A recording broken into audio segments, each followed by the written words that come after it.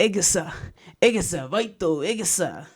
Boom, boom, boom, boom, boom, boom, boom. Egasa FM. Enkuba ya mwenye Enkuba. getinga. Ekioge, Ekioge, Ekioge. Yetieri ekende. Ekioge gotieria Ekioge kende.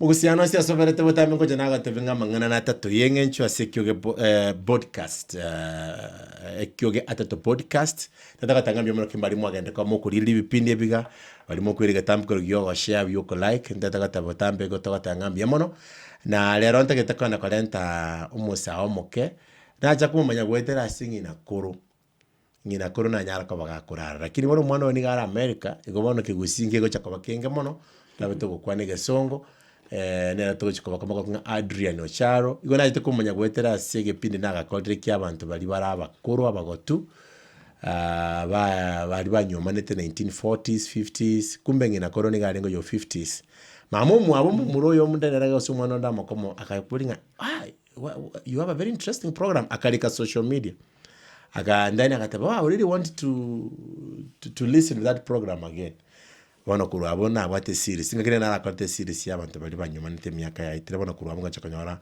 ngina kora akabekire kera ngina kora akabera America akabekire egesalio kali kabaga yatunga mungu watoro sinige sik lakini the process umwana era gasoko manyike gusiye kana nyankiri kigusikire kieni lakini natemeteke kana tuchikora gasori komuga gurukunere Adrian Ocharo. How are you? I'm doing good. How are you? Ngakimbi yole.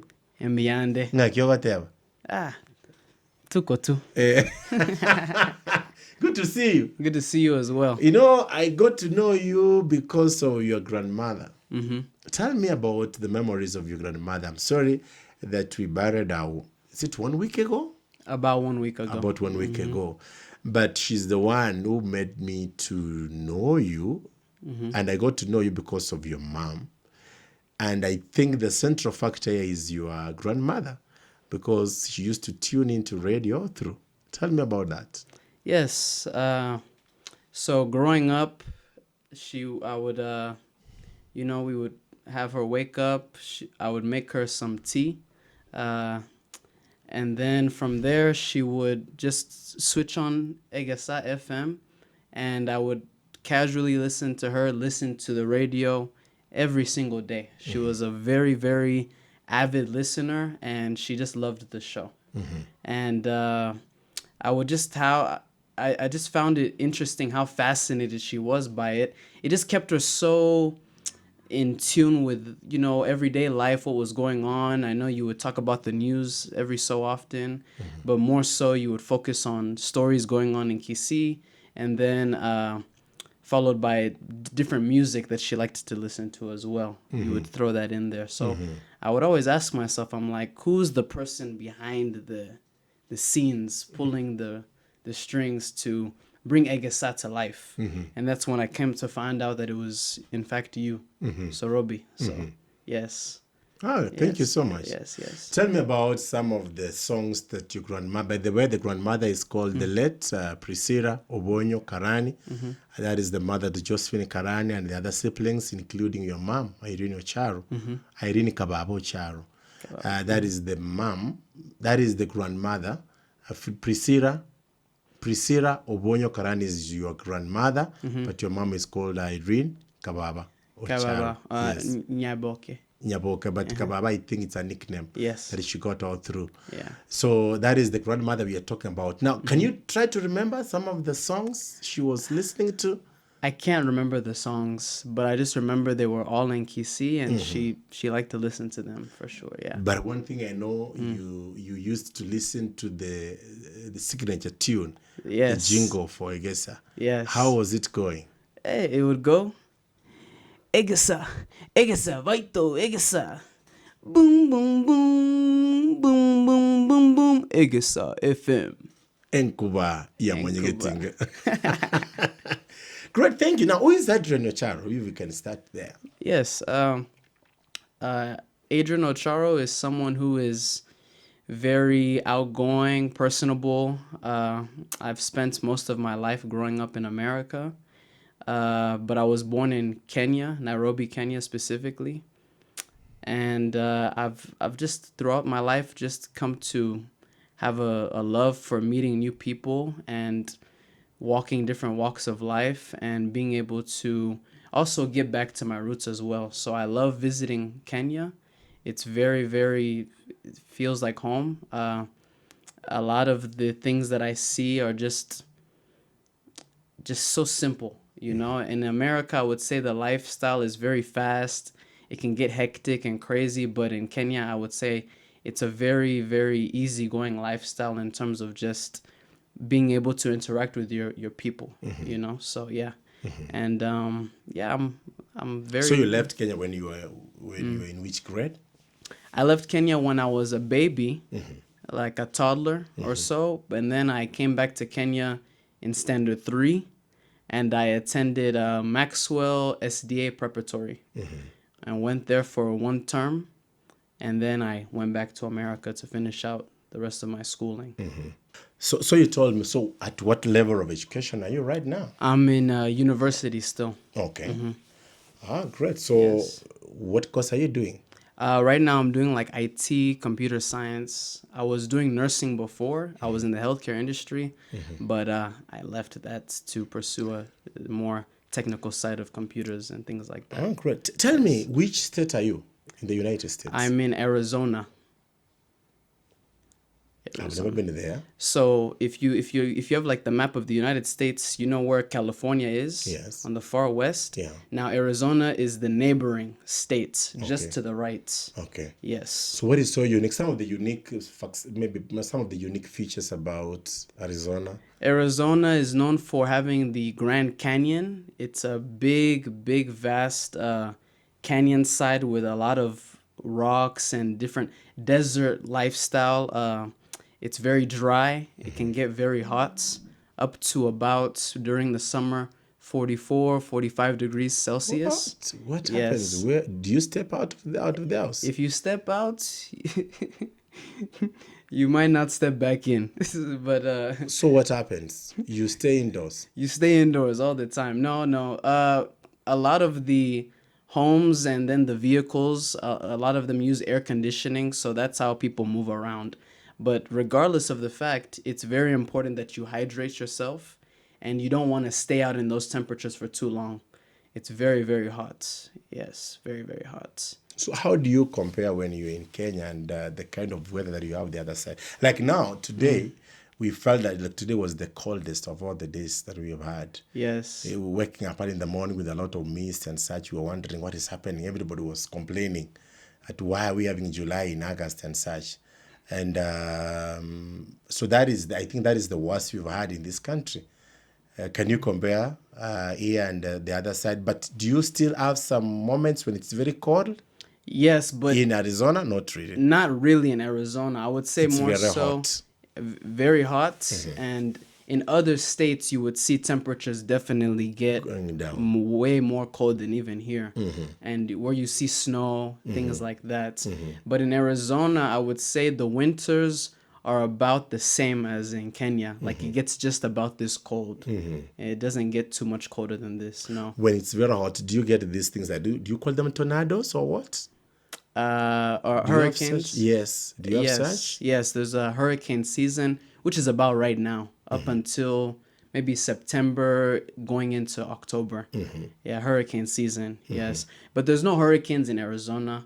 That's more so on the East Coast, like places like Florida, Texas, maybe even some other places like Philadelphia, places like that on the East Coast. But more so, Arizona has milder weathers and temperatures. The most you'll see is a dust storm, since What it's is a that? desert.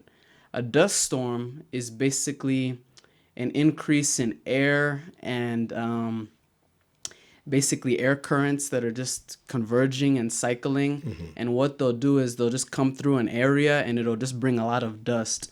So there will be little to no visibility when you're driving. You'll just see a bunch of dust in the air. So it's at times like those that people like to stay indoors when those things happen. So other unique features about Arizona, you can be able to... Apart from, it doesn't rain. I haven't seen rain in Arizona since November. Very dry. So how do you get your food?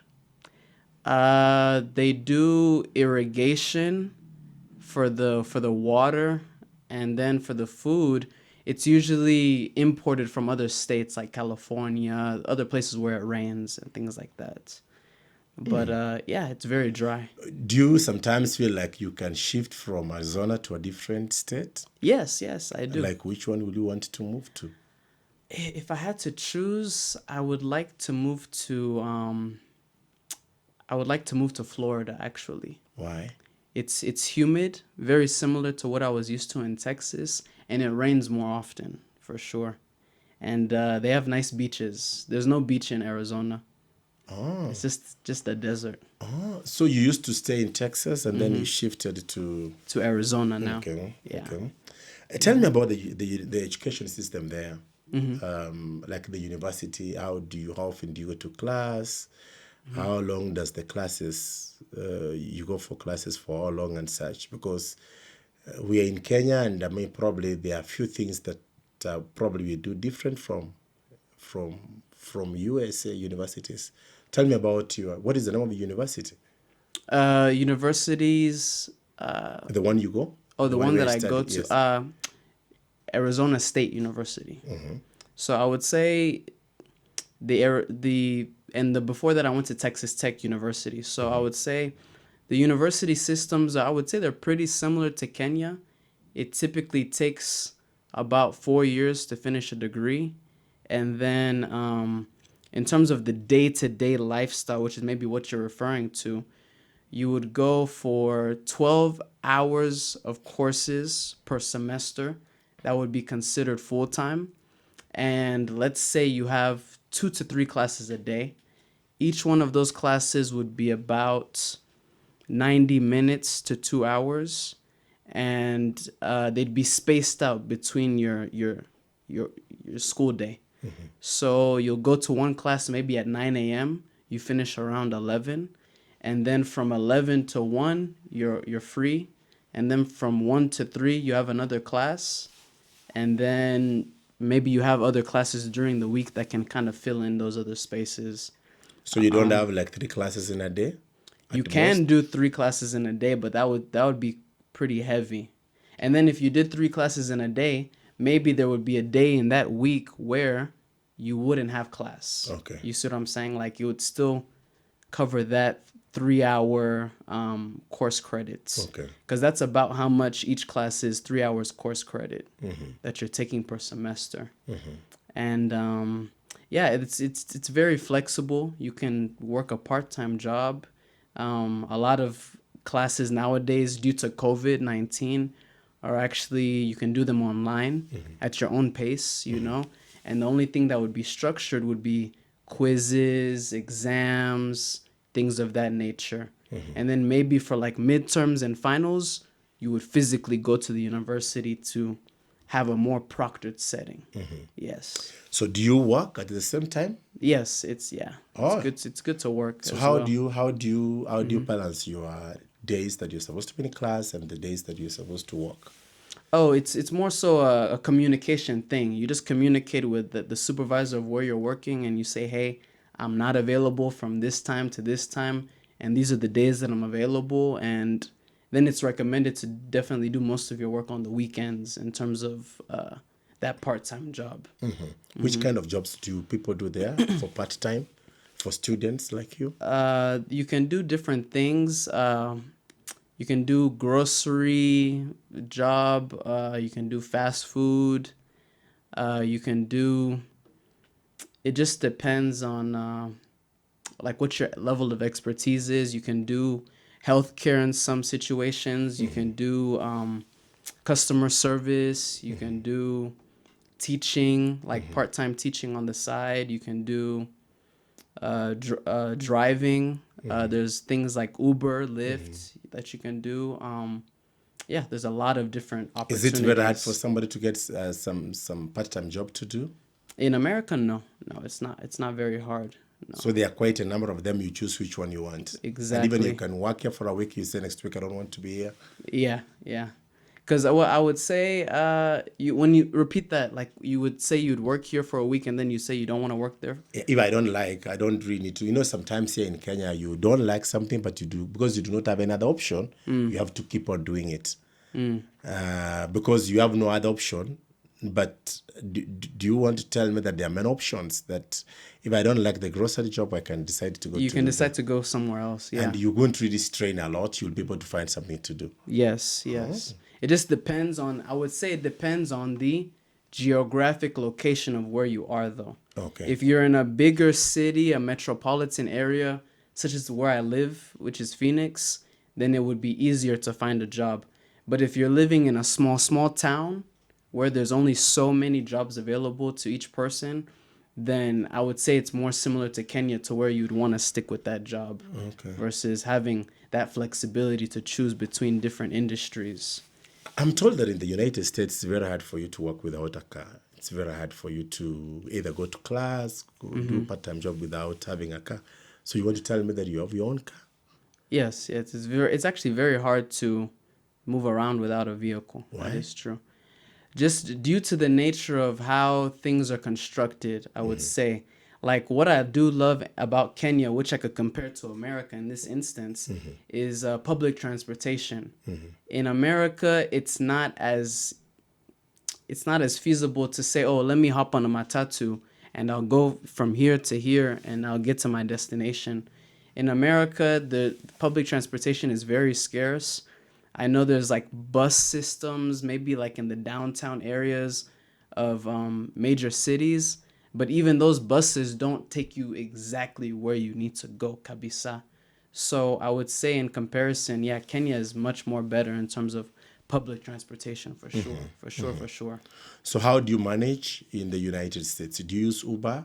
You can use Uber, you can use Lyft, or best case What is scenario. Lyft? It's another mode It's another mode of Uber. Okay. So in America, Lyft is in direct competition with Uber. Okay. Yes. Okay. Very, very similar applications. They do the exact same thing. Okay. But when you have your car, it's more convenient. More convenient. You go here, you go there, and the only thing you're worrying about is putting gas, replenishing gas. Yeah. Yes. Tell me about freedom, because the way we operate here in Kenya, college students or maybe high school and such, it's not the same way. In the United States, your parents cannot be able to shout at you. Is it true? And then at the same time, even college, sometimes you might find people there is a lot of freedom. People choose what to do. And unlike here in Kenya, because now we have the issues of indiscipline, issues of either guns, issues of drugs and such. What is your experience in that? What is your experience in US? I would say in terms of in America, yes, you have more freedoms and things of that nature, but on that same note, there's also an equivalent of consequences that come with those freedoms and what you decide to do with them. I would say just in terms of like the incarceration and things like that, going to jail, like those types of things are easier to get into in America versus in Kenya. I would say so. It's very easy for you to find yourself in jail. Very easy to find yourself in trouble. Just with the way the American system is set up, it's very strict in my opinion. And then on top of that, they don't let things slide in terms of traffic infractions or just any daily mode of living, whatever it is you're doing. If you're choosing to break the law in that substance, then yeah, you will definitely meet the consequences equivalently. And the American police, I would say, they follow up with different things. They pay good attention to detail, and on top of that, I would say there's no way you can say, oh, let me give you something small. We keep things on the low, on the hush hush. So yeah, in America, yeah, the police they don't play. So in retrospect to Kenya, I would say the freedoms that you're referring to, at as Kenyans in America, we still live by a code or a moral of ethics, you know, like the values that we take from our home country. So most of us, if not all of us, rarely get into trouble or anything like that. And yeah, we usually find ourselves to be very successful and we do well in America.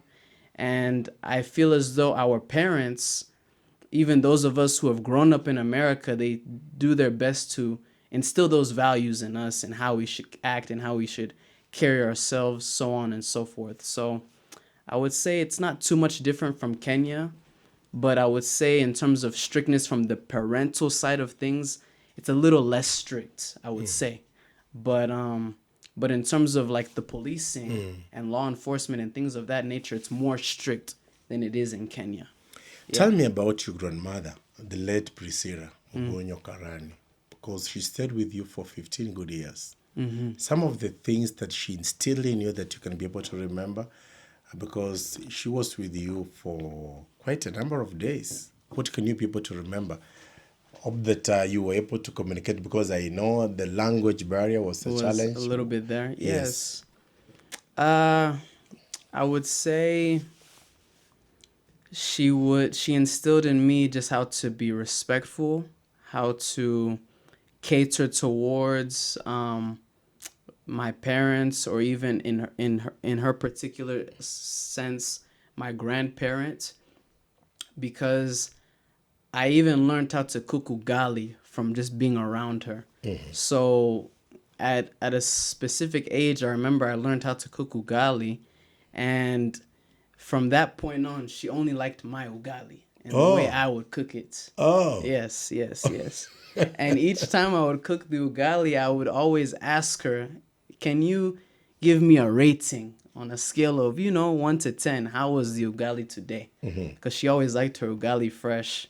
And she would always tell me, okay, this is what you've done. This is how it could have been a little bit better. And I'm like, okay. And I would always take that constructive criticism with a good sense of faith. And I would say, yes, just in terms of my own future, when I have a wife and children, I'm thinking of how I can also cater to them as well, or my mother-in-law, or whoever that may be. So I would say she taught me how to be respectful, how to be nurturing, how to be loving in that sense, and also just gave me the willingness and urge to want to learn even more Gusii and how I can communicate with her and things like that. Yes. So do you know a little bit of Gusii that you can be able to communicate? So most times I would say I would wake up and I would tell her, oh, wakire. Wakire we are. I would also say inkieke, like what's going on, or I would also say there was whenever it's time for us to go to sleep, I would say lalawia. What else would I say? There's just different things that I would say that we would be able to, communicate with each other. But mostly I would probably try my best to do Swahili with her, and then she would talk back to me in Gusii, of course. Yes. Beautiful. That is really great. Do you know any other language apart from English? And a little bit of Swahili. Yeah. Do you know another language? No, I would say no. Okay. I'd say like right now I'm probably practicing some Spanish because where I'm living there's a lot of Mexicans that live there, so it's definitely beneficial to know a little bit of Spanish to be able to communicate with some of the locals. So how do you say in Spanish good morning or good afternoon? In Spanish you would say buenos dias, good morning, and then good afternoon is buenos tardes. That's good afternoon. Another fun fact that I can share with you, and this is something that a lot of the Latinos and Latinas that I've met, it's a funny fact that makes them become a little bit interested in culture and how it's so similar, is that in Spanish, table also means mesa. Oh. But it's with a an S. Oh. And then in Kiswahili, Meza. tunasema meza with a Z. Oh. So I've always been interested with that fact, wondering how Spanish and Swahili have that same universal meaning when it comes to table. So that's something that I share with people, and they're always amazed.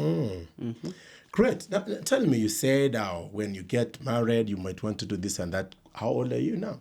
I'm 26. 26. So at what age do you intend to get married? That's on God's timing. I don't right. have an intention on what age I'm looking to get married. I would say that's God's timing, but I would definitely say I'm towards that age of wanting to settle down and be in a committed relationship and get married. It's a mindset as well. It's a mindset. But have you already looked at somebody and there's somebody you're talking to and... No. Not yet, I would not say yet. not yet, no. Do you have a specific time, like in the US, that at this age you should be married? Or maybe you are allowed to get married? Because like now in the US, you start driving at the age of 16. So do you have like at this age, you're free to stay on your own, something like that? Do you have such? Or it's just like here in Kenya? I would say, okay, in Kenya, what would you say is the generalized age for people to get married? Or if there is one? Probably because you look at majority of them, you have to go to university or you have to go to college. So people join college when they are 18 or 19.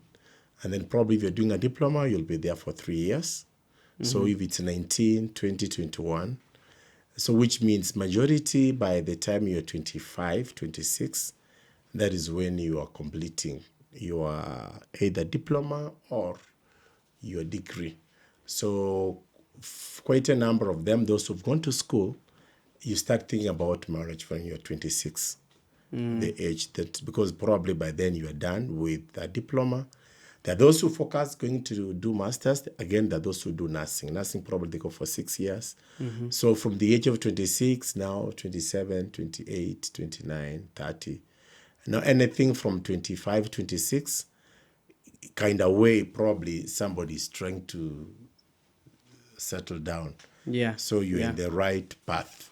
Right. Now this is the time to start looking around and then trying to say probably the next 1 or 2 or 3 years. This is who I want to. This is where I'm supposed to. Yes.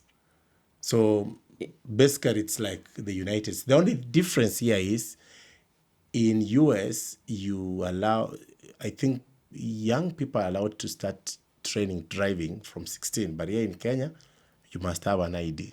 You must be 18. You can learn driving, but it's not legal. You're just doing it at your own. But you will only be allowed to go probably for your license when you're 18. Why? Because that is when you get an ID. I don't think whether in the United States do you go for the ID? You go for the ID at 16. Oh, at 16. So that's the difference. Or should I say the driver's license? Yes. You can get an ID at 18, but the driver's license or learner's permit you get at 16. Yeah. Great. Yeah. Now, tell me some of the interesting things that you've seen here in Kenya, and when you look at the United States, you feel like, oh, we are missing this. I would say definitely bodas. Oh. We don't have that. No. Have you used one? I've used one. Yes. How was the experience? It was very fun. I enjoyed it. It was a little bit risky on some parts, but it was very, very fun. And you get to your destination quickly, no traffic. Yeah. Another thing I would say is being able to barter, being able to bargain for a certain price on something. Like if you're not buying something in a store and you're going to like a market, like maybe Kenyatta Market or Masai Market or somewhere like that, you can kind of barter and bargain with the seller on what price you want to get down to. Versus in America, a price is set at a specific price and there's no going against that. Another thing, driving on the left side of the road. In America, we drive on the right side of the road, and then everything is opposite inside the car. The driver sits on the left side of the car, not the right. So that's been interesting too. A lot of speed bumps I can see. In America, there's not that many speed bumps. People speed like crazy, actually. What's another thing I can think of? Talk about food. Oh, food. Do you like our food here? I love the food. I love the food. It's so fresh. It's very organic. In America, we have a lot of what you call GMO. You know, things that are, maybe they're created in a lab somewhere. You don't really know the origin. But in terms of like the food though, samosas, mandazi, pilau, chapati, ugali, nyama choma, everything here is very, very good. I would say it tastes very organic. Yes. Yes, in America you'd have to go to find an African restaurant to go trying some of these cuisines, or you have to cook it yourself in the house. But here in Kenya, there's so many places where you can go and have a good home cooked meal. Wow. Yes. Right. Now tell me about politics here in Kenya. I'm very sure you've been watching news, the way things are done here on the other side. By the way, have you managed to vote? This is the first time you need to vote. This is the first time I need to vote, yes. So which means by the time you will go there, the primaries already are done. You'll be able to do the other, because already they have done the primary where we have the competition between either probably the Democrats and amongst themselves. Already they have done the nominations. So this time around you'll be able to vote. Yes, for midterms is what we call them. And then I also want to come back to Kenya to vote in 2027. That would be nice. Oh, you want to come back and... I want to come back and vote. I have an uncle that's actually, he's running for a seat in, what is it? Is it in Parliament? Yes, it's in Parliament.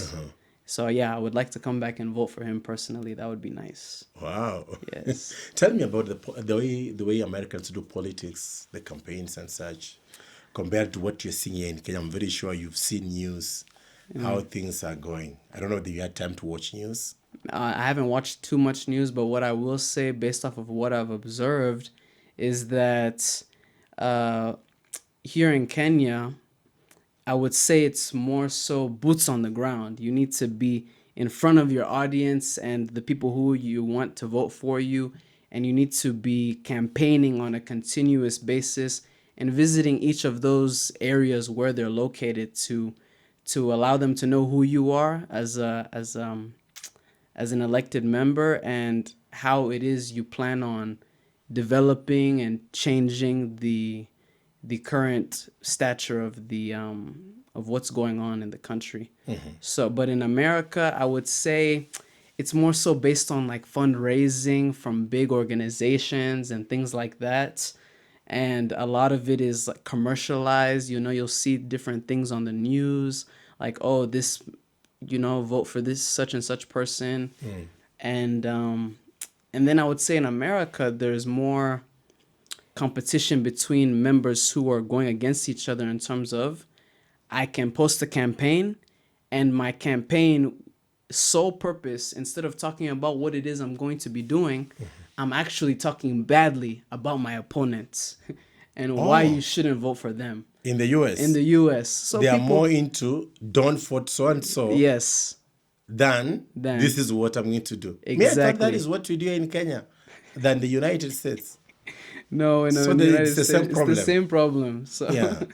So that's what we do as well. And no, I like the politics in Kenya. So far, so good. Yes. Do you support the Democrats or the Republicans? Here in Kenya? In the US? In the US, I would say, people like to put a red or blue factor into it. Yeah. I would say I'm in the middle, because there's some things that the Democrats do that I'm behind, and then there's things that the Republicans do that I'm also behind. So I would say I don't really choose one over the other. But there is this man who was shot and who had a huge following from the young people, the one who used to do debates.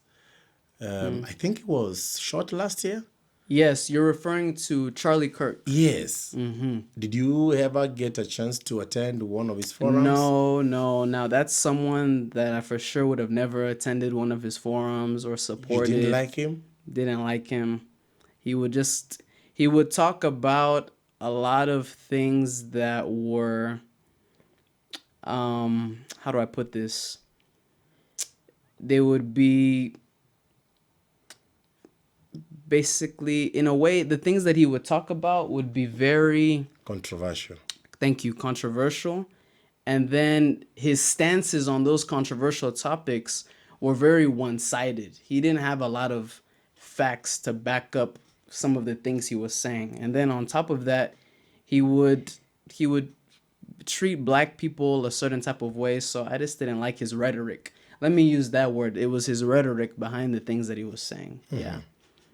Tell me about racism in the United States. Do you get issues with when you meet you're black, you're white? Yes, I would say, yeah, racism is something that we struggle with in America even until this day. That's another thing I love about Kenya. You know, you don't have to worry about somebody looking at you for the color of your skin and saying A, B, C, D. In America, even through different leaders such as Martin Luther King Jr., Malcolm X, Barack Obama, you know, we're still struggling with those things on a day-to-day basis. Even things such as police brutality, you know, you have cops who are using their authority to take advantage of other, you know, colored people. And yeah, it's not good. It's not good right now. And then just in terms of just the atmosphere, depending on what's going on in politics, sometimes it may make someone else or a different race feel empowered to do or say bad things about you. Yeah. So, but in comparison to how it was in the 60s, I would say we're definitely much more progressive and we've come a long ways from then. But, you know, I would say to remember America is the country that enslaved black people. So we still have a long way to go before I feel like. Do you look forward to come and stay in Kenya and work in Kenya? Yes, I do. I would love to retire here and even possibly raise my children here. I feel like it would be a lot more peaceful environment. They wouldn't have to deal with a lot of the things that I dealt with growing up. And it's good for them to know where home is. So I would say yes. Tell me something about, we get to see stories about in schools, you find a student picked a gun and then shot other students, either the lower or maybe junior or senior. Mass shootings. Yes. You know, we do struggle with those a lot in America. I would say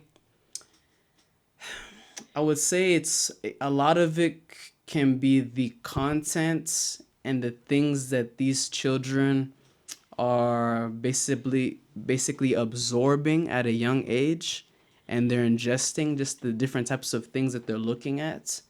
And then on top of that, it also has to do with parenting in a way as well. You know, the parents not being in tune with maybe what the child is going through, different mental health ailments that they may be going through, because it's not every day that you see someone decides, oh, I want to go shoot up my school or I want to go do harm to my fellow classmates.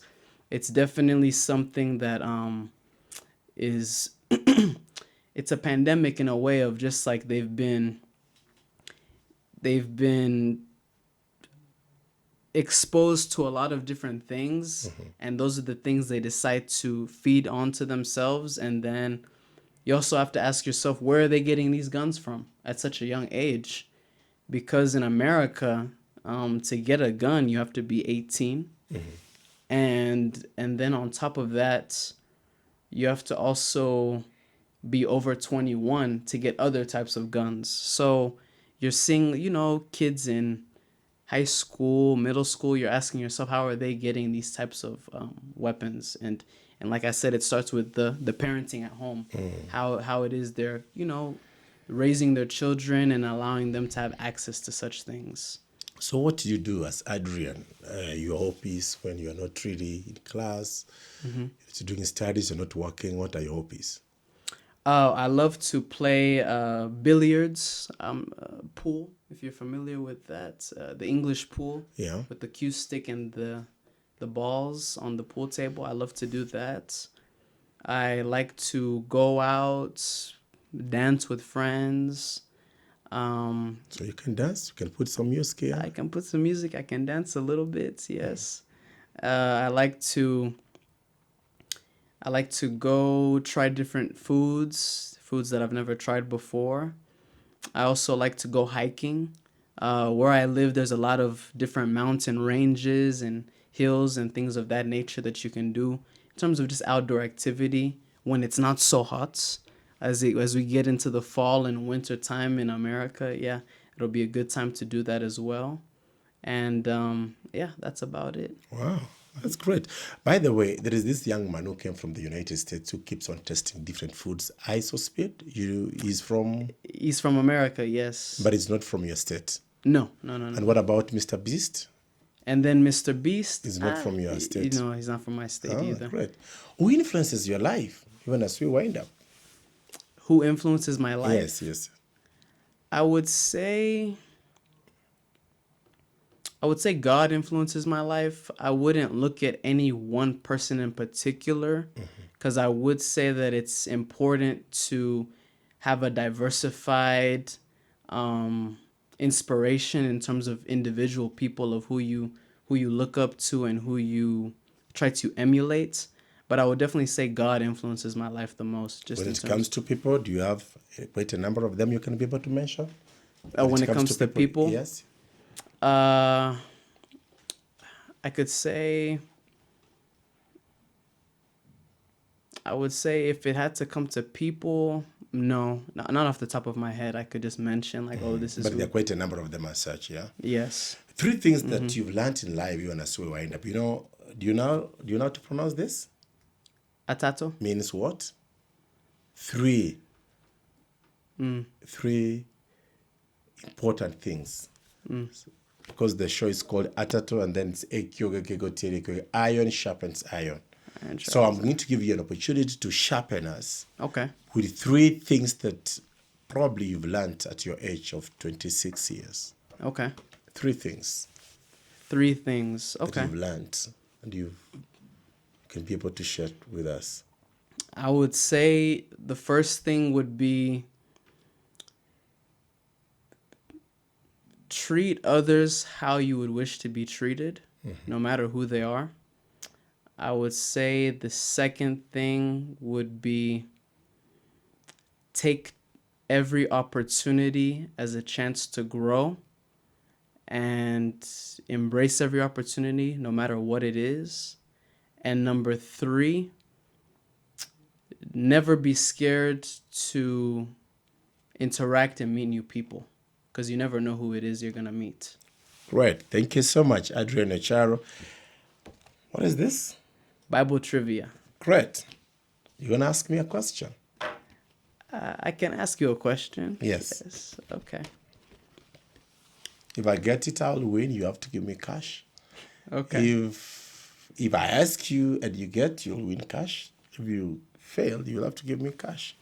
Okay. So the question I'm going to ask you is, Is it from the New Testament or Old Testament? it's going to be from the Old Testament. Yes. When God gave Moses the ability to inflict the 10 plagues on the Pharaoh, which was the first plague? It was turning a staff into a snake. No, it was turning water into blood. It was water Into blood. and then followed by the stick. I thought it was the stick. What do you have in your hand? It was the stick. And then the stick turned into a snake. Yes. And then but he used the same stick to turn the water into strike the water, and then it was able to. blood.